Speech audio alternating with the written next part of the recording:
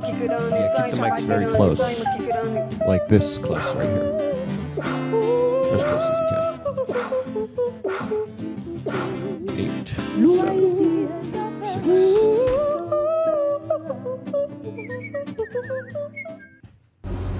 I was just walking down the street to go get my medication because I'm out and I need it for today.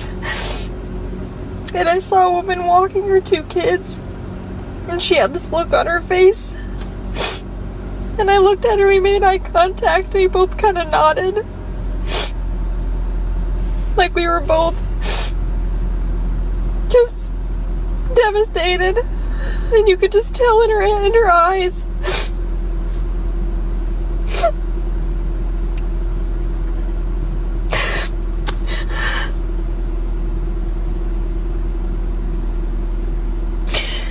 I can't believe this country did this again. Why did I let myself have hope? Oh boy, the ladies on Tinder are definitely not doing well. Welcome back, beautiful and amazing human beings. My name's Luke Radowski, here of thebestpoliticalshow.com, and we will be going live for the next 2 hours discussing all the latest and craziest news developing right now, as of course the meltdowns have begun. As, of course, this is signaling a lot of problems for this country and its mental health, as Peanut the Squirrel did make a return. What's going on here? As Kamala Harris conceded officially, but is it time to relax or worry? We will be getting into that tonight, as there's also some really exciting news surrounding RFK Jr. and his plans for the future of making America healthy again. If you like this broadcast, please share it with your friends and family members. We are going to be live for the next 2 hours. Yesterday's show was absolutely epic. We had Alex Jones here, Roger Stone, Sargon of Akkad, The Quartering, and so many other incredible human beings that were here for this absolutely historic night. And we're going to continue doing our best to provide you the best political show. That's why we are thebestpoliticalshow.com. This is the place you want to be. This is the place you want to, of course, get out there to the world, as of course we are working for you. And to show our respects and thanks, we of course allow you guys to be a part of the show. Just by simply signing up to LukeUnfiltered.com, you get the ability to call in to the show, and you get a lot of really cool other stuff. But more importantly, you get access to this Telegram channel. I am in it right now, and if you want to call, you could be a caller, as first-time callers also get free supplements from wearechange.shop. So make sure to sign up, as of course we also will be doing our best to read any and all super chats, but we will be prioritizing mysuperchat.com through the Streamlabs link in the description. We're also dealing with a lot of financial problems with the IRS going after us. We got a surprise $180,000 bill a couple days ago. It's not fun to deal with. We are now fundraising for lawyers on SaveLukeNow.com. And we got these hats. We only got 100 of them. I'm going to be signing them. We are selling limited edition versions of them only. So if you want to get one of these hats and support us, getting a lawyer, go to SaveLukeNow.com, and you could support us there directly.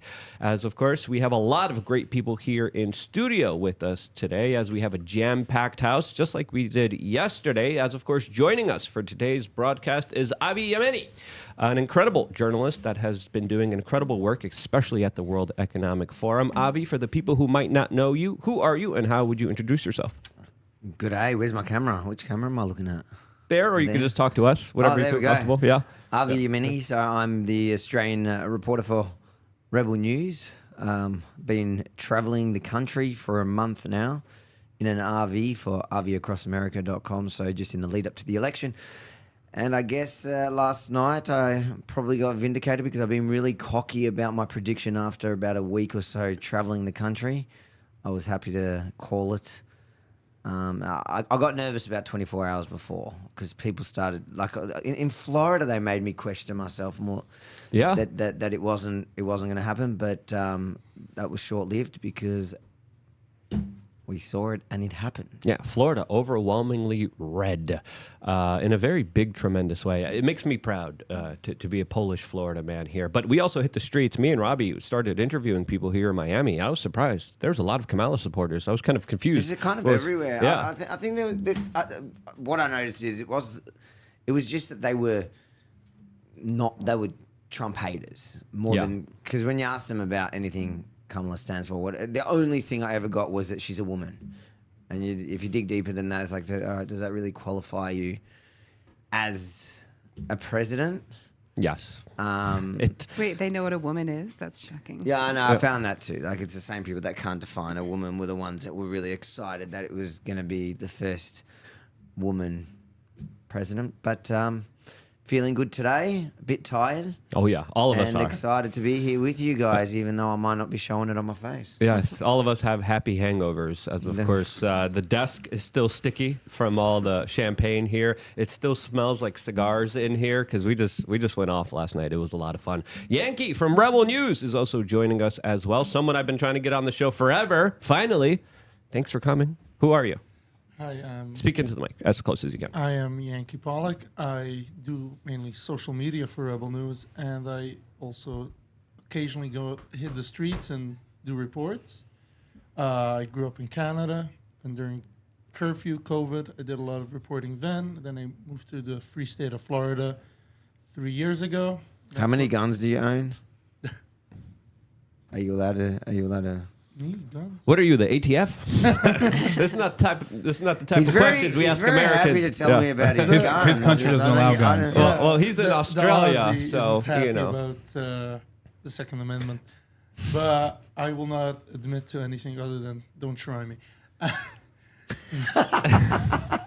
Your boat sank with all your guns. We get it. Well, great to have you here. Also great to have Kristen Megan. It's awesome to have you here. We feel very lucky. You've spent the week with us, and you've been a powerhouse. I mean, your stories are absolutely crazy. We're going to get into them in a little bit later. But for the people who don't know you, who are you? Yeah, I'm Krista Megan. I am a government whistleblower, loudmouth liberty enforcer, podcast host, and scientist. And if you hear me clear my throat, we were screaming a lot last night with Alex Jones, so I want to make sure I don't lose my voice. Yeah, it was a lot of fun. Robbie snuck in here as well. Robbie, man. The collective consciousness. Thank you, guys. We did it. I didn't want to celebrate too early. We were telling everybody never celebrate too early. We know what they did in 2020, and we were feeling good, and we did it. I'm looking forward to. Yankee's just a legend here. We call him Yankee Doodle Dandy. Avi's going to hear about his journey going across country. I mean, Kristen was just monitoring everything in Michigan. It was amazing, and looking forward to the show. Hey everyone, this is Steph. I'm the button pusher. All right, let's just get into it. As of course, the reactions on social media are pretty rich. As of course, I think if you go on, my timeline and a lot of people's timeline here on Twitter, this is pretty much what comes up. I personally think that if all of these women don't understand our rights away, they don't deserve to teach a woman for the next 4 years. So, hope you got that through, guys. I personally think that if all of these women don't understand our rights away, they don't deserve to teach a woman for the next 4 years. So, hope you got that through, guys. I personally think that if all of these women don't take our rights away, they don't deserve to teach. Lovely. As of course, I think it's fair to say that half of the country is really not happy with the election results, as officially Donald Trump has won the presidency of the United States. He is set to, of course, win not just the electoral vote, but the popular vote, which is an extremely rare thing for a Republican to accomplish. He has won the Senate. The congressional races are very close right now, as, of course, we are still waiting to see the final results of the election, as some places like California are saying that it's going to take them 2 weeks to count the vote here, as a lot of people are saying, what? Florida did it the night of, did it an hour afterwards, did it twice, and other states are taking 2 weeks. What's going on here? As of course, now we're still waiting to see what is going to be the landscape of Congress. What do you guys think is going to be kind of happening from here? What do you see specifically with these larger congressional races? I think, Kristen, you're paying attention to a lot of them. I think one of your friends was also a new congressman. Not congressman, but the state races are really big. And, I always pay attention to the people that come from the Ron Paul Revolution. And in North Dakota, for the state house seat, Jared Hendricks won in a very blue district. He was endorsed by Ron Paul. I had a friend that was running in Michigan. Unfortunately, he was unable to defeat the Democratic donations. But yeah, there's been a lot of positive gains. I know in Michigan, our House is now red again. And I'm watching this Kerry Lake thing very closely. But people are confused, actually, Luke, about how so many Senate races can have less vote than the congressional races.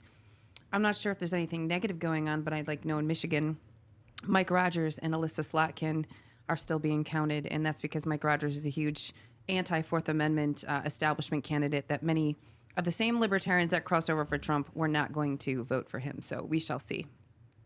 It's going to be fascinating because it could still be anyone's race, especially in the House.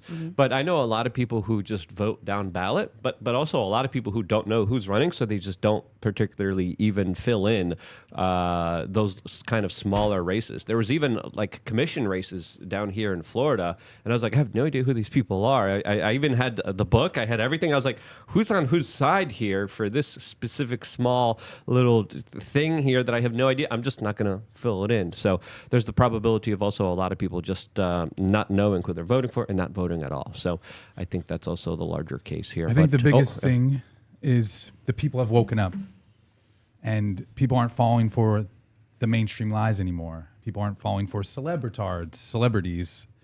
And I think, you see people crossing over right now more than ever. I think people back in 2020, people were scared to come out. We call it the silent majority. And I think now the people have spoken. Yeah. Monday, before the election, I actually released a top 10 list of why I thought Donald Trump will win the presidency. And I went off specifically 10 bullet points. One, it was the newspapers not endorsing Kamala Harris. That I thought was big. The billionaires not supporting Kamala Harris, I thought was also big. Liberals going over and supporting Donald Trump. Many disenfranchised liberals also was a major factor, as well as the situation in the Middle East that, of course, made sure that liberals weren't on board with the Democratic political party, as that was an issue that fractured its base significantly. The fourth reason was that Joe Rogan and all these other podcasters allowed Donald Trump to come off very personable, allowed him to, of course, be seen by so many different people that opened up all these new pathways and avenues that Donald Trump never had before. For number 5, I have immigration. 6, I had the economy. 7, I had P. Diddy. 8, I had the garbage and McDonald's stunts. 9, I had his arrest, as of course he is still expected to be sentenced, by the way. And then, of course, the 10th reason, the most important reason, was, of course, the attempted assassination on Donald Trump. That was my list. What were some kind of deciding factors for you guys that made you see the writing on the wall that Donald Trump was going to be the next president of the United States? I think it was just the mood, the general mood, talking to people.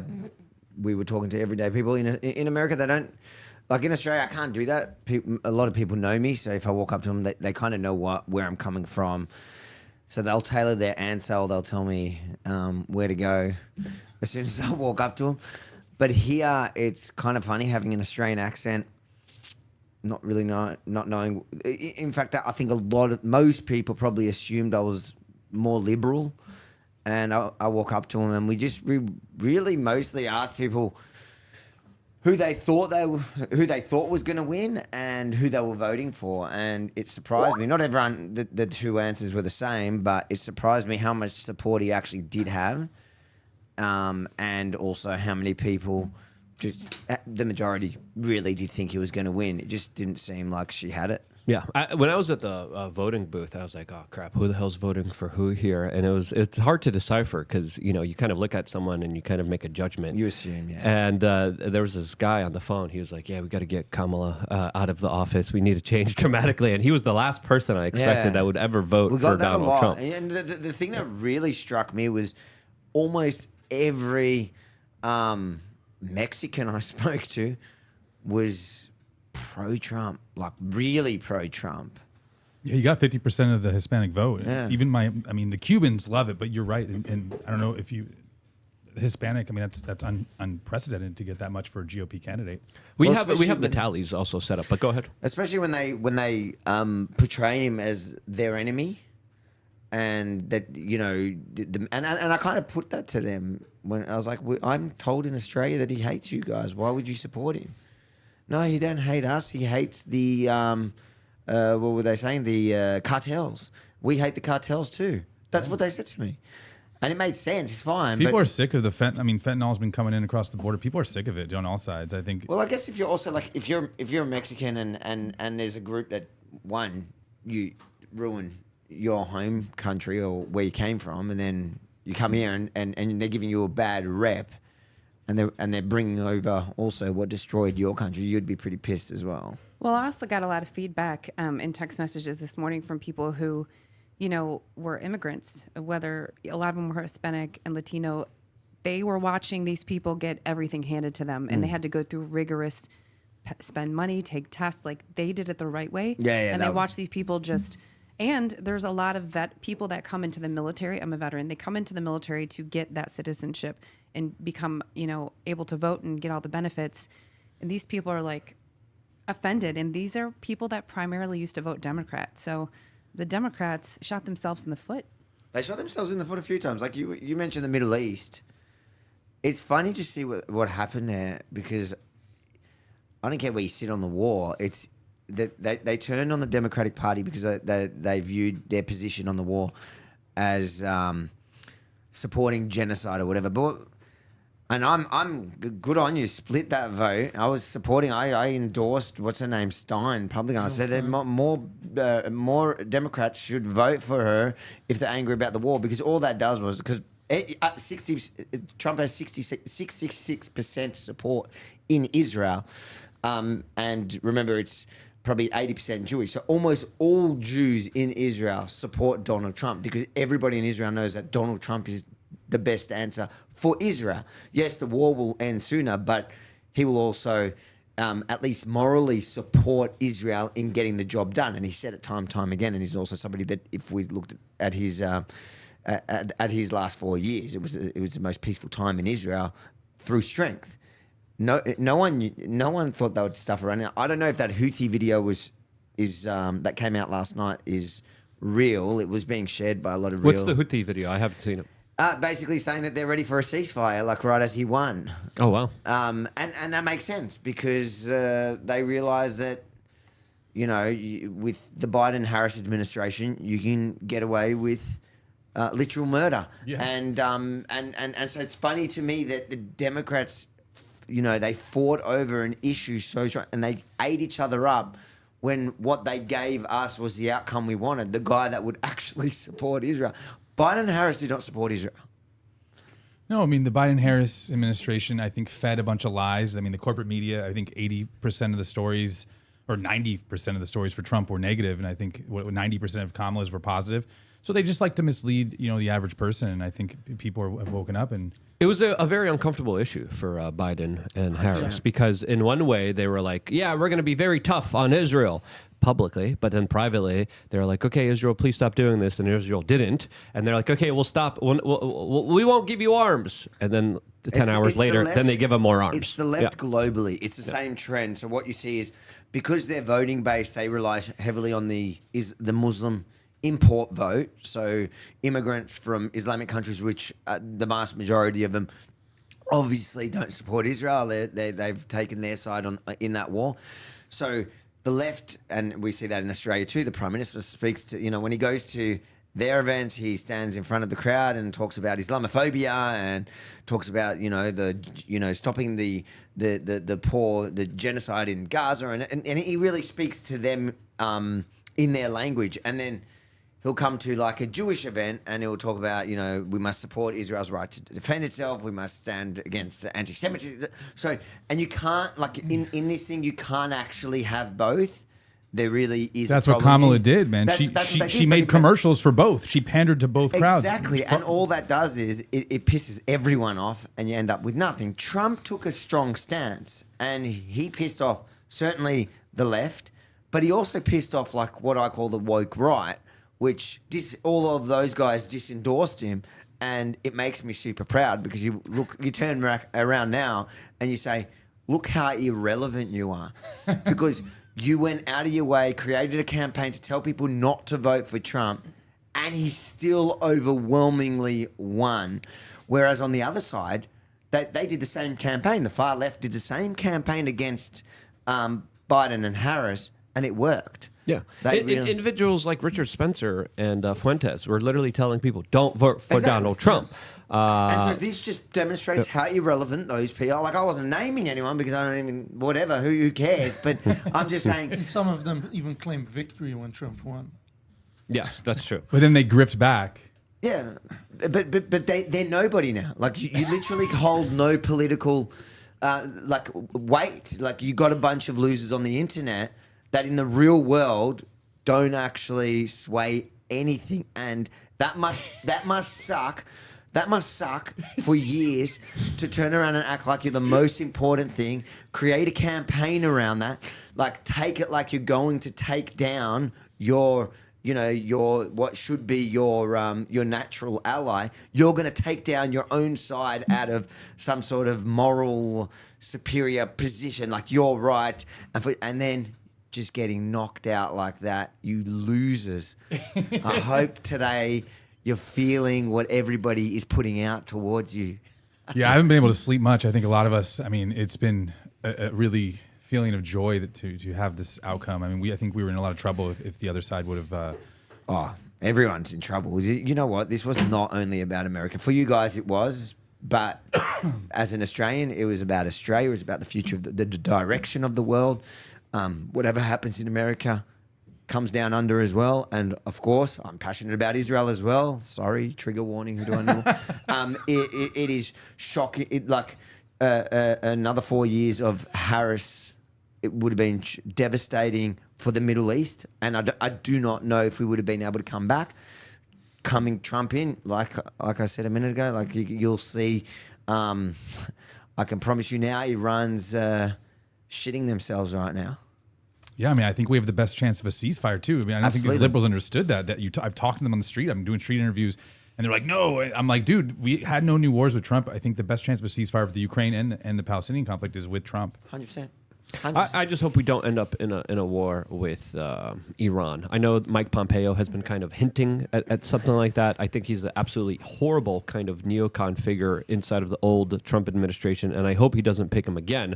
And I do hope there's peace in the Middle East, and I do think that Donald Trump has promised that. It's going to be very difficult to achieve. But it's going to be, I think it's going to be peace through strength. And what you got to understand about... well, firstly, the Middle East and Trump's way of dealing with these tyrannical, authoritarian, Islamo-fascists, all of them, is he scares them. He makes them believe, just like he's making you worry, that he's willing to go to World War III and take you right out. He's speaking their language. So I would say to people that support Trump, don't like. I want to get your perspective to how you think Trump could bring peace in the Middle East, but I think it's absolutely critically important to first end the war in Ukraine. And I think once you end the war in Ukraine, you kind of make Russia less dependent on Iran. If you look at the Russian-Iran relationship, it's a very serious relationship that has been strengthened through, of course, these larger kind of economic sanctions and warfare that has been kind of waged against them, that has brought them closer to the side of the Iranians. The Chinese also are getting very close to the Iranians as well. So I think overall, just stopping that war will stop the larger kind of trade between Russia and Iran. And I think you could go into the situation being like, okay, guys, you stop it and you stop it. It's over. You're going to live in peace and no one's going to make a larger move here. And I think that would be the larger kind of position and move to make here that would, of course, hopefully calm things down and stop a lot of this kind of senseless kind of government-sanctioned attacks that have been happening there. But I know Iran's talking about retaliating. I don't think they will now. Ever since their latest attack that happened against them by Israel, it's kind of a tit-for-tat kind of situation. But I really do think the United States needs to come in there and be like, okay, guys, stop it right now. That's my perspective. We have to look at the root cause of aggression. And we're funding both sides of both conflicts. And a lot of the people that crossed over to vote for Trump are expecting this to stop. So let's talk about getting out of NATO. Let's talk about getting out of the WHO. Let's just say, let's take care of America first. And that's fine if you want to help other nations, but please don't use my tax dollars. And hopefully the income tax goes away. But a lot of people are just tired of the fact that our country is so broke. We shouldn't be giving money to a single country until we can take care of ourselves, especially when we are the aggressors on both sides. We have our dirty hands. Remember, our military, the U.S. military, is no longer a defense. It's been an irrational offense for a very long time, and it was a defense under Trump. We had no massive wars. I'm not saying we didn't have any conflict, but I was in the military when we were under Obama. So I would like to see more positive change of stop being, someone that polices the world like we have been and disguising horrible acts as humanitarian efforts, acting like they're defending our freedom by killing other people. I'm just not a fan of it whatsoever. I'm very strong about that as both a libertarian and a veteran. Yeah, no, absolutely. I think Trump is, promising to end World War III, and I think he means it. I don't think he could stop it on day one, but I do think that he'll be able to make it end a lot sooner. And under his term, the first term, there was no new wars started. So stopping a war is a bit harder from making sure a war doesn't happen. So I think he'll be able to achieve ending wars and for sure not starting new ones. Yeah, American foreign policy before Trump was absolutely horrible. And it was creating a lot of these kind of Wahhabist terrorist organizations inside of the Middle East that were literally taking my tax dollars and giving it to all these radical Islamists. I think that was such a failed policy, especially under Barack Obama. That was, but I think we also need to be careful when we talk about equating two sides of it. Like, I do agree with you that America had some wild policies, especially in the Middle East, because often the wars was fueled by the need for conquest of more fuel. But when you talk about, so yeah, in that case, and that happened time and time again in the Middle East, where America literally armed the people that then turned their guns on them because for some reason they didn't see how Islamists were going to turn on this infidel instead of the Russian infidel. Like, we're all the same to them. It doesn't matter which kind of infidel you are. You're just the enemy of my enemy at that point. So I think that equating I think Iran is a larger problem that through a Trump style diplomacy, let's call it, a bit like what we saw with North Korea, the way he handled North Korea during his first term. It's the fear that brings them to the table. Yeah. And it's up to the Iranians themselves, the Iranian people, to overthrow their government if they want and move to more Western. But that's up to the Iranian people. Same as Israel. I think Israel is a democracy, and it's up to the Israelis to bring a new government if they want. And there's a lot of conversation about that in Israel. I'm very conflicted about Bibi Netanyahu because I was a big fan of his until COVID. And the way he handled COVID made me really angry with him. But then there were certain aspects to this latest war, which, as an Israeli, so obviously you can look at it as an Israeli and you can look at it as an American. I can understand the argument as an American saying I don't want to fund any part of any war, but that doesn't necessarily mean that then. So you can have that position. I don't want to fund the Israeli army. I don't want to, as an American taxpayer, 100%. That's a legitimate thing. But that doesn't mean then you can turn around and tell the Israelis how and if they should defend themselves. That is up I to agree. the Israeli I people. think we're separate nations, and we should. I can understand we can have negotiations, but we have our dirty little hands in other people's business. And you're exactly right. Is that it's fine. We can't hold people hostage from defending themselves, but we also have to remember we can be allies with people, but we are in not position to fund. That's the fund. Yeah, if the United States didn't invade Iraq and overthrow Saddam Hussein, Iran wouldn't be in the strong position that it is now. I don't know. Iran and Iraq had that. Like, who knows how that would play out? But there was a checks and balance between the two because they kept could have fighting also each taken other. The oil fields. Yeah. Who knows what would have happened? The Middle East is a wild place of lunatics of different sects. Like, you got to remember the Shia, Sunni, and then the Wahhabi. That you got a million different sects that all hate each other. They're all. The one thing, or the two things they agree on, is they hate Israel and also the little, what do they call them? The little devil and the big devil, which is America. Is the big Satan and Big Israel's Satan, the small that's right. Satan. So you have to remember, Iran is no friend of America either. Yeah. I mean, I just hope everything gets done in a way where there's no more war. North Korea was a fascinating example of Trump's kind of policy because it did highlight the genius, but it also did highlight the kind of sabotage that happened behind the scenes with individuals like John Bolton that literally sabotaged the peace talks that were about to be made, that were about to be signed by coming in and saying, oh, yeah, North Korea is following the Libyan model right before everything was signed, right before everything was done, right before there was supposed to be peace. And North Korea and Kim Jong-un were looking at that like, the Libyan model? You're talking about when they disarmed and then they literally were filleted on national television? Yeah, that's not going to be my future here, bud. And of course, the two, separated ways. But Donald Trump going to North Korea, walking over to North Korea, that was a big, larger symbolic and in the Middle gesture. East, That was the amazing. Abraham Accords. Yeah. Like you look at the Middle East after Trump's administration, that was the most successful. The fact that you could go to Dubai as an Israeli, as a Jew now, and actually, I'll be honest, you're safer there than in most Western countries since October 7. You're safer to walk around Dubai with a big Star of David than you are in many American cities. And that's all Trump. So Trump is the man of peace, and it is peace.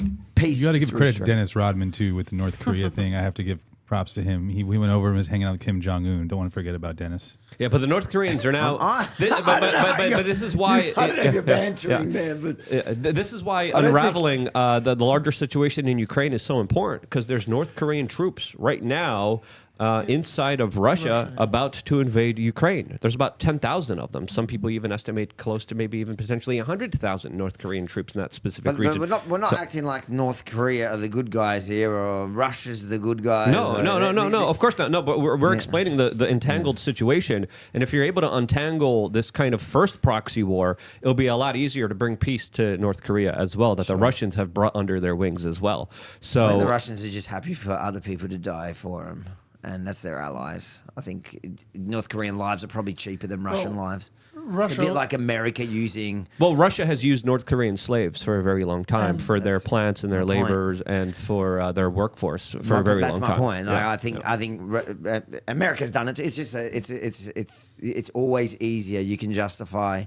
It's probably hard for Putin to justify more deaths on his of his own people. Yeah. Well, he made a deal with North Korea. He said, "We'll give you arms, we'll give you weapons, we'll help you develop your You give nuclear us weapon. people that are cheap." You give us the people, and they'll be combat ready for you in case you have a skirmish with South Korea. You will have now battle hardened individuals that know what war is, and they'll be more ready for it. As of course, the North Koreans recently blew up all their roads leading to South Korea, and their railroads as well. So that's not a good sign as well. As it's fair to say that under the Democratic political leadership, we have been brought to the brink of World War III. Some people argue we are already in World War III, and that's not a situation I want to be in. So first, untangle, stop Ukraine. You stop a lot of different kind of spheres of influences from galvanizing together, like Iran, like North Korea, like Russia, and then you're able to, of course, stay and not get involved in other people's business. And I think Donald Trump learned his lesson, especially with John Bolton, because a couple days right before the election,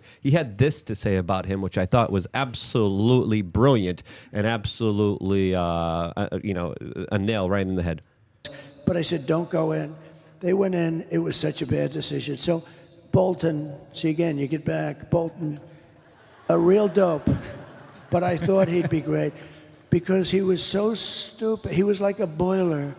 Every time... If somebody shot down a little tiny crappy drone that cost about $15, he'd want to go to war with Russia. I said, no, I think... He was great for me, though, for a period of time because he was a nut job and everybody... I could see his face get red with that stupid white mustache. And he'd be ready to explode. And this was good for me. I went to Kim Jong-un in North Korea. I took this moron with me, and he never said anything. But when Kim Jong-un saw him, he said, oh, shit, I think the guy wants to go to war. So he was great for me to negotiate with. The same thing with Russia. When Putin saw him, I'd be very nice. I'd say, hi, Vladimir, how you doing? And then Putin's, 2 rows back, and he'd see that moron, and he'd say, holy shit, this guy wants to go to war with me. And I got a lot of what I wanted. You know, we killed, as you know, the Nord Stream 2. I killed Nord Stream 2. Yeah, Bolton always loves war. He never, didn't see a war that he didn't want to start. And then Donald Trump then went on and described how a donor, Sheldon Adelson, essentially paid for him to be in that position of power. So big admission by Donald Trump, kind of saying the quiet part out loud and kind of admitting what was kind of happening behind the scenes. This is the type of transparency that we could never expect under Barack Obama, under George W. Bush. And at least we have the truth here. At least we have individuals kind of coming forward and saying, hey, guys, this is the deal. This is the situation. And I think it's a lot more of an honest way to do it than we have been doing it previously beforehand. So hopefully there will be peace. Hopefully the wars will de-escalate. Hopefully we could, of course, focus on making America great again and not financing a lot of these proxy conflicts and wars that, of course, spur on more wars. As, of course, right now, the United States is literally paying for bombs and then paying for the damage those bombs do inside of the Middle East. Again, absolutely crazy situation. So I hope peace is something that's going to be instituted. We still have a long time between January 20th. Anything could happen. But to me, I think the international community has gotten a signal that Donald Trump is going to be in office, and we're going to be dealing with a different America that, of course, isn't going to allow a lot of these larger escalations that have previously happened. So I think that's a good thing. It's been a blessing, I think, that we lost 2020. I was talking to you guys off of the screen. The people Trump was surrounding himself with last time, we just didn't have this the RFKs, the Tulsis, the Elons, the Viveks. It just feels like it's almost like this. I'm happier that he won this time than last time. You know, I think we have a better chance for implementing better health, better food, just running the government better. Pretty stoked. Well, it's a blessing in disguise, and it could have all been done by Peanut, the squirrel, that, according to a lot of people on the internet, made a return during Kamala Harris's concession speech as a squirrel ran across the stage here, which, of course, created a very interesting conversation right before the election that galvanized a lot of right-wingers against the leftist New York State tyrannical government that executed a pet squirrel. So there it is. Rest in peace, Peanut. The squirrel event. And Fred. Don't forget Fred. Fred also is. Fred is rest in Apparently peace. 2 pieces because I thought he was decapitated. Yes, 2 pieces. As, of course, Kamala gave her concession speech, and it definitely didn't seem like it was filled with joy. Here's a segment of her conversation that she just held, conceding officially to Donald Trump. Did she mention she was middle class? I think so. So let me say, my heart is full today. My heart is full today, full of gratitude for the trust you have placed in me, full of love for our country, and full of resolve. The outcome of this election is not what we wanted, not what we fought for, not what we voted for, but hear me when I say, the light of America's promise will always burn bright. Interesting, Yankee. Interesting. What does she mean, not what we voted for? The rest I understand, but America did vote against her. No, So- what she's saying is that she's conceding to the election, but she's not conceding to what they voted for, meaning that they're still going to champion to murder the baby up to birth. They're still going to champion for your 8-year-old to You're take going to make it cross-sex comfortable hormone. first, though, as Yeah. the former governor Yeah. of... And then, it's the gun confiscation, all those things. But that's what she's saying is we're conceding to the election, but we're not conceding our ideas that we're still trying to obtain and don't give up. well, fair enough. Well, like We'll make sure to like keep my her Cuban out. Uber driver on the way here, he's like, I'm happy Kamala didn't win because they take things away slowly, take away your guns. They do it all very slowly, and they try to take away things. And Well, they do it like they did it in Australia. They do it like they did it in Europe. They do it in a way where they just keep moving the kind of goalpost. So actually, in terms of guns in Canada, I could say I have a Canadian gun license, and I went through all the hoops to get guns, to be able to get guns in Canada, and then Trudeau gets in power, and he's like, first we're coming for your AR-15s, so that's prohibited. Then he's like, Well, actually, also handguns, and also this, and also that, and he keeps on adding only one more thing. We're going to make it harder, and this, and and it's not reducing crime. Crime is only getting worse. It's just taking away the guns. That's all it is. It's not. Is that why you moved to America? One of the guns reasons. One of the reasons. It's one of the reasons I moved to Florida from New York City. It's tempting. You can't defend yourself in New York City. You can't even have pepper spray. You can't Australia even can't have. Yeah. Australia's illegal pepper spray. Oh, that's insane. That's absolutely When I crazy. got all these You could have beer spray. death threats, I And had to scissors. just Yeah. I had to, put in about $50,000 of security just in the house. That's insane. But that's it. That's Yeah. what you can do. You No, can't. I was getting death threats too. I was a part of a show that kept getting swatted. I kept having people show up to my house, and in New York City, you call the cops. It takes an hour, 2 hours sometimes for them to show up. They don't care, and they kind of look at you like, how can we blame you for whatever happened? And I was like, why am I living here? Why am I paying taxes for this when I could live in Florida, a place that actually respects your right to, of course, defend yourself? Were you there in Australia when they slowly started to take away your right to defend yourself, or did you kind of? No, I grew up in Australia. I was born in Australia, so I was born in 85. So 96 is the gun buyback, which was actually a conservative government. Buyback. Yeah. It was never theirs to buy back.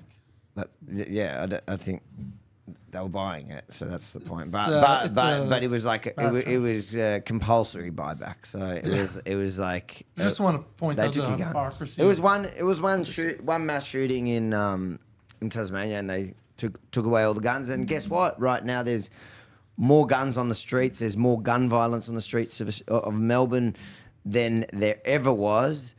It's just, it's only criminals. Can you believe it? Criminals do not abide by the What? gun. No, I know. Unbelievable. shocking, right? I know. We should make it illegal for criminals to have illegal guns, and maybe they'll listen then. That makes sense. But it's wild. So I've got to. It's on me to fortify my house and hope for the best, because in Australia you literally cannot own. You can't own a firearm. You can get a hunting license, which is really hard for hunting. But if you you're not allowed it for self-defense. In fact, even security. So I remember because before I got into all this, I ran gyms, and that we had firearm training because it was part of like Israeli army, Krav Maga and firearm training that we used to provide to a lot of cops as well. So I learned also the security rules, and it was they're allowed to be armed to protect property. So if I'm your bodyguard, I am armed to protect your watch, let's say, but I'm only allowed to use the gun to protect life. I know, mental gymnastics, but that's Australian law. Very So similar. in you're only Canada. allowed to have it to protect property. You're only allowed to use it. So if somebody comes to rob that property that they've got the gun to protect, you have to give the property. It's only if your life is in danger can the guard use the weapon. It's insane. That's crazy. How come no one's the people of Australia haven't voted someone in that would change these laws? Australia's a really anti-gun culture. Australia, one thing I learned from COVID, the world, we had this perception Australia is like Crocodile Dundee and Crocodile Hunter. Tasmania.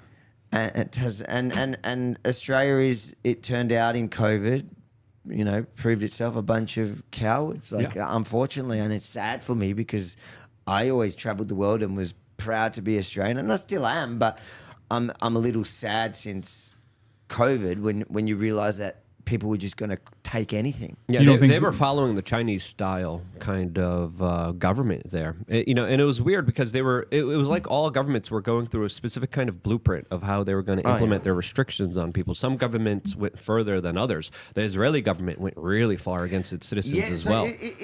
Israel's interesting because Israel did, on paper, were horrible, right? But in practice, was a joke compared to what we had in Melbourne. So in Melbourne, on paper, Melbourne and Israel had very similar at times rules. Melbourne, where I'm from, had the longest COVID lockdowns in the world and the harshest. So you weren't allowed to leave. I think it was 1 kilometre from your home, except for an hour of exercise alone per day. It was some mental So they've conditioned the people pretty well there. They conditioned them well, but in Israel there was like similar rules. It was much shorter, but also people rebelled a lot quicker in most of Israel. So what you saw was, and that I think comes down to the fact that so people complied early because people trust in the government, at least up until COVID, that they have and I think now it's a bit of a problem too, but they have their best interests at heart. So it's a country that's survived on the government defending it. So since 1948, how many wars? You've got to trust the government, otherwise your whole existence is like, what are you going to do? So they complied at first, but then when people realized it was all a joke, you started seeing, because everybody served, so the kind of relationship that people have with law enforcement or servicemen, everybody serves. It's compulsory there. So there's no fear when a cop walks up to you. There's no fear when a soldier walks up to you, because that you've actually probably done it yourself. So as soon as people realized it was a bit of, they were being lied to, or that it was getting too harsh and a bit too authoritarian, there were videos coming out in parks where they were trying to enforce, groups, small groups gathering of old women, and the police would come and say, all right, you got to, and then you started to see the public just join in and go, no, and the cops had to back down because they were outnumbered. You didn't see that in Australia. That's because most people were scared, like whether they agreed with it or not, they were scared of, the person with the badge and the gun. Yeah, you would argue with a police officer in Australia, and they didn't like the way you argued with them. They sent you to the detention camp for a week or two. That was crazy. They locked people up. Like I knew a few people. Like I got arrested a few times for reporting during COVID, but luckily I had the means through Rebel News to take him to court, and we won. And then they stopped bothering me. In fact, now that these days they'll pull out the red carpet. They arrested my security guard. We were just talking about that. They arrested my security guard when they couldn't arrest me anymore. He got paid $140,000. So they stopped doing that to us. But the average person, and if you didn't have the means to fight back, we tried helping people fight back, but even we were crowdfunding for people to fight back, but it was impossible to keep up with the demand. And if you didn't have the ability, they locked a few people I knew up for extended periods of time. Well, they're going to intimidate you. They tried to intimidate you. The average person doesn't have the means to fight it. They don't want to deal with it. They just kind of become docile. And I think, do you think, the people here have spoken with Trump. Do you think Australia is just done for? Or do you think there's a chance to ever have these civil liberties come back? I have hope, yeah. I think people, I think like here, I think also globally people are getting sick of the woke left agenda, however it manifests itself in whatever issue. And there is a pushback. I think there's a pushback here. And I think we're going to start seeing, we saw around the world that all these leftists got voted in, whether it's Australia, England, Canada, America. But I think now you're seeing that pendulum swing the other way. And so here you've got Trump, and you've seen in Europe you've seen in Argentina, Bolsonaro in Brazil. Yeah, and you're going to see this shift. Javier Milei. Yeah, you're going to see this shift back to people that fight for civil liberties. I think what percent of the vote in Australia is a conservative candidate getting right now? The conservative. I don't follow the conservatives. It's called liberals. It's actually the Liberal Party is actually the conservative. No, it's a bit confusing. But in Australia, it's generally like it's a two-party preferred system where you've got then you've got all these minor parties that help build a coalition. So both major parties, which is like your Democrats and Republicans, they generally poll about 30%. Okay. Around 35% off the top of my head, and then it's who they form government with. So you'll have the conservative government with more right-leaning or libertarian parties, and then you'll have the left aligning themselves with like crazy Greens, Antifa-type socialists. Well, it's pretty crazy. I have friends in Australia, and they were trying to get me to come over to speak with some colleagues, and several of us found out we weren't allowed to come in. Not me, but like Dr. Peter McCullough, the cardiologist. Oh, yeah? Yeah, because they don't want us to come in there. And when was that? I met him in Australia, so that must be recent. Maybe this was like a year ago. Yeah, so because I saw him there. I wonder if he reckon got someone to advocate for him or like sponsor him. Oh, to- maybe because I met him there a couple of years ago. Yeah. He was great. I love him. Yeah. So it's He almost crazy. gave me a heart attack. No. You know, it's weird that we all have this like preconceived idea of like different parts of the world, and then COVID kind of ruined it for everybody. You know, Yeah. I've always wanted to go there. Then I saw you guys have some gnarly spiders, and I was like, nah. And snakes. But you should definitely send. Do you guys have like your taxation there, your extortion? Can you like file things for tax deductions? Because I would definitely be filing that home security system. Like, here you go. I have to have this because of you. Yeah, you do. It's the tax, but it's a tax there is about 30 to 40%. It's a bit high. I don't know what it is here. Well, Florida has no state income tax. But what's your business? What's a regular standard company tax or whatever? It depends on your like incorporation, but it ranges between 12%, 20%, 30%. Depends where you are. If you're in New York City, you're paying New York City tax, state tax, and then federal tax as well. But Donald Trump has been promising to get rid of the federal income tax, which is awesome. I like that news. And then here in Florida, no state tax. And if you buy American-made goods and manufactured goods here and created and sold here, tax-free, totally, which would be amazing. Yeah. You look at the larger kind of development of places like Hong Kong, Singapore, now El Salvador, allowing people to keep their money. It's a great policy. It's an awesome policy, and that's what makes me really excited about not just being here in this great state of Florida, but for the future Donald Trump kind of presidency here. As, of course, Super Chats also take 30% by YouTube. They have their own little tax system there. Yeah. That's why we prefer mysuperchat.com. I think we still have some Super Chat stuff. You want to read them off really quickly? Anonymous says, tonight's a good night, y'all. Appreciate all you guys and what you do. And Toby, you're going to scare Atlas, man. She's going to be traumatized if you keep it up. Yeah, that was Toby Turner from last night. I don't know why Josh put that in there, but Toby was on one yesterday. He was definitely feeling it. Keep going. We have Milos Ivanic saying, she was horrible candidate. I hope he keeps his promises. No more wars. Serbian guy here. This 4 years sucks. Yes, it definitely did suck. But I think looking back at it, we had a guest here 2 days ago that made the argument that it was actually a blessing in disguise. And I think so, especially with the new people that Donald Trump has surrounded himself with. Keep going. King of Biltong.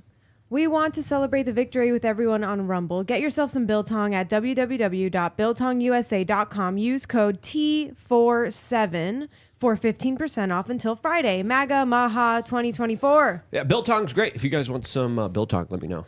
We got some in the fridge. We just got the package delivered today. Shouts out to Anton. He supports a lot of independent media, and he gave a $47 Rumble rant to, of course, represent the 47th president of the United States. That is not Kamala Harris, as CNN was describing her concession speech as, quote, there's a lot of long hugs happening here. There's also almost like a funeral type vibe. As the ladies of The View, some of them decided to wear all black today as they were freaking out, not happy, as a lot of people in the corporate media are kind of looking at the numbers, seeing who people voted for, and they're blaming a lot of Latinos, but most importantly, they're blaming Gen Z and white guys. The New York Post has a very interesting article saying Kamala badly fumbles Gen Z vote, which broke bigly for Donald Trump. And if you look at the data here, if you look at the gender and race of individuals who voted for Donald Trump, it was overwhelmingly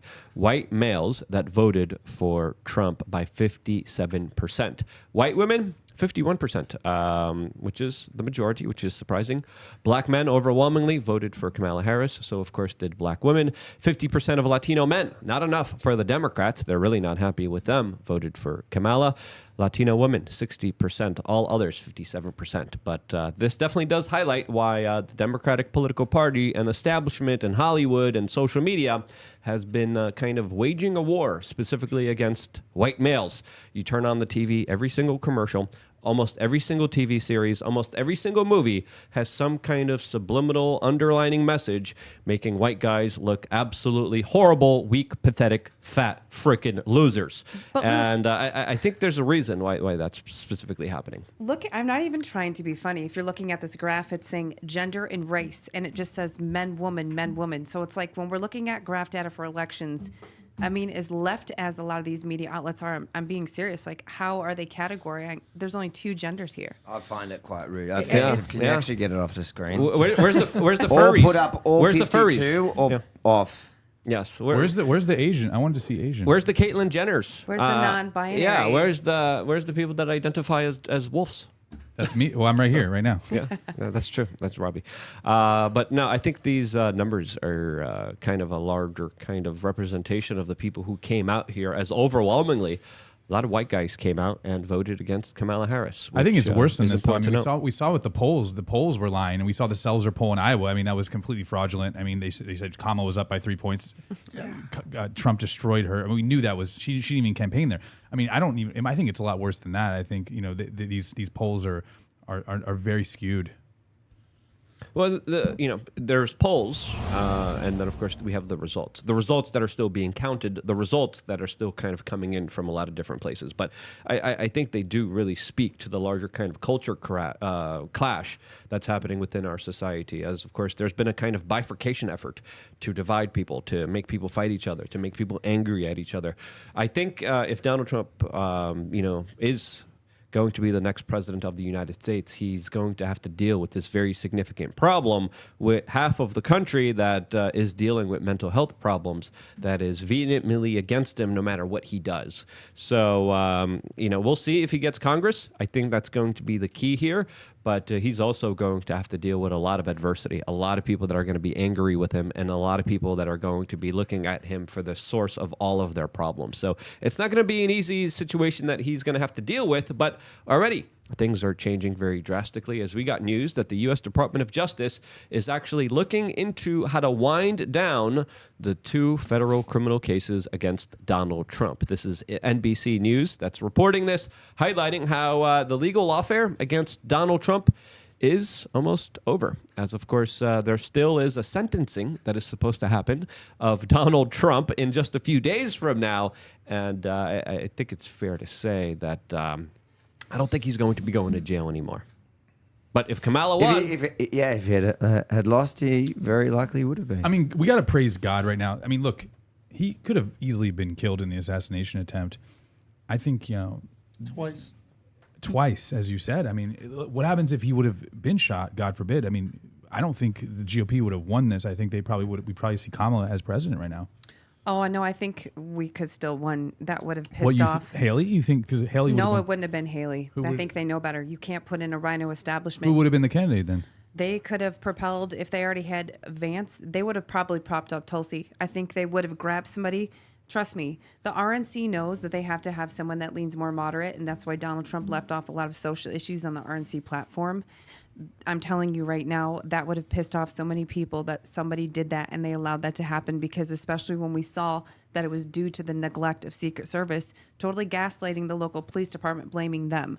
So I actually think we would have still won it. If not, I think vote totals, would have even been higher, because how dare you do what you did? If they hadn't had so much lawfare against him, I don't think it would have had such a big impact. Obviously, it's horrible if someone's assassinated, but it's so damn obvious that it's like Kennedy all over again. The government, the deep state, wanted him gone. And even something can happen even between now and then, but they'd be absolutely stupid, because you have Team Unity that's still willing to step up. But I'm telling you, because I have my hands on a lot of this election stuff, they would have elevated somebody that is absolutely not establishment, because they needed the libertarian vote, and there was no way in hell that they were going to get the Muslim vote, the Jewish vote, and all these people that are anti-war, when Nikki Haley is one of the most largest female neocon war hawks in the Republican Party. Oh no, I don't like Nikki Haley. I mean, who knows what would have happened? But I think, people would have been deflated. People would have been very sad. Yeah. You could be right, but I wouldn't rule out that the Democrats would have won. I think I'm glad he's alive. Yeah, No. Yankee, you just sent me this clip from The View. Do you want to cue it up here really quick? Yeah, I thought it was really interesting. He was sending it to you to watch in the morning. He starts his day with The View, Yankee. I do, especially a day after election. I think their ratings spiked Well, from we're all the up- Trump supporters tuning in this morning just to see their reaction here. But here's the clip. New York Times this morning, the headline was "America makes a perilous choice." I don't think the sound is coming through. That in 2016 we didn't know what we would get from a Trump administration. But we It's know coming now. through, but it's very low here. But as you could see here by the caption, it reads that some of them were in actual tears during this broadcast. But the audio is very low, so we can't actually kind of hear it here. But we could sense it, we could feel it, as the Daily Mail came out with a very interesting op-ed piece today saying liberal America has been smashed to smithereens after Trump's emphatic victory. Michael Wolff says the Democrats may never recover. Will they? Is this the end of the woke, liberal, jihadism-like cultural warfare that we have faced for so long? What do you guys think? I think so. You're going to have this small, progressive, unhinged leftist. But I think the telling sign is that a lot of libertarians, and remember, there's a lot of libertarians that are not members of the Libertarian Party, even they were like, hold on a second, we're pro-freedom, but now you're messing with our kids. And you got kids with litter boxes in schools and furries. And you want us to, these meltdowns all over social media, I think really rose awareness to where we were headed. And even when the libertarians are like, oof, that's too much, I think that's the litmus test. And they just had the most woke Marxist candidate that they elevated. And obviously she shit the bed. You know, she didn't do very well at all. And the very white dudes for Harris, it seems like they actually became white dudes for Trump. So I'm not saying that the culture is not still going to exist, but it's definitely not going to be what they lead with. If anything, they're going to move more moderate centrist. I think we saw with even myself, the Joe Rogans of the world, Elon Musk. These are all people that voted Democrat in the past, including I voted for Obama. I think the left just went too far with all their stuff with having biological men compete in women's sports. They're losing these people that just want what's right. And I think a lot of people came over to the Trump side that were in the middle, that were classical liberals because of where the left has gone. Yeah. All right, we're going to move over towards a free speech platform where we could tell you how we really feel over on thebestpoliticalshow.com, as, of course, we are now on the front page of Rumble. We're the second pick here, so the conversation will continue in a totally unfiltered way where we could actually discuss a little bit more controversial issues in a more in-depth way that we can't hear on this censorious technocratic platform. So please move over. And of course, the conversation is going to get very interesting. Avi, before moving over, where can people find out more of your work? You can go to, so if you're interested in the American trip, aviacrossamerica.com. You can see all of our videos from across the country. Otherwise, go to followravi.com. You can find all my socials there. I want to hear about your trip. I also want to hear about Kristen's lawsuit with RFK Jr., so we'll talk about that. We should make a deal where if you show me the ropes around the World Economic Forum, I'll show you the ropes around Bilderberg, and we could do double coverage of those events. And I'm the king of Davos. yeah. I don't know if there's room for no. And there's always enough globalists to confront. There's is. enough globalists to go around. Davos is a fun place. I feel like it's like my home away from home already. Man, I would, if I get the chance to talk to Bill Gates. That's the last guy. I mean, I talked to a lot of the big guys out there, but Bill Gates is still on my list of individuals that I'm dying to have a conversation with. So. What would you say to him? Ooh, there's so many different things. Definitely. Hey, tell me about that nice island you went to.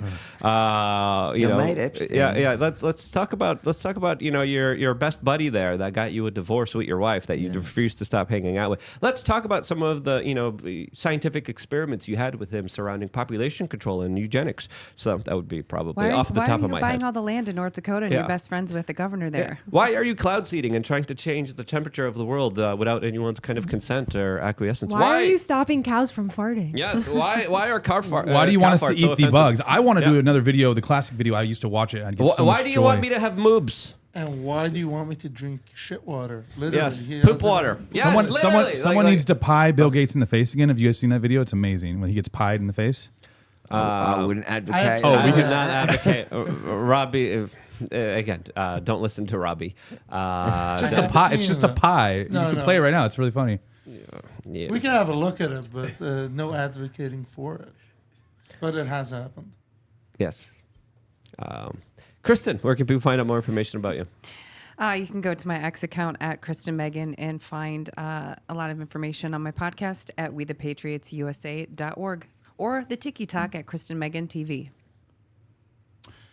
If you want to see a video, my buddy it's on my Twitter, The Robbie Man. It's ROBBIEMANN, The Robbie Man. It's giving tribute to Trump and the people that voted for him. It's on there right now. This is Steph We Are Change. You can find me on X at StephWRC. All right, the conversation continues. It looks like we already have, I think, one caller. If there's a new first-time caller, they get priorities. So sign up to lookunfiltered.com. Support us. We need your support more than ever, especially with our huge surprise tax IRS bill. That's not fun to deal with. So saveLukeNow.com as we officially kind of move over to Rumble.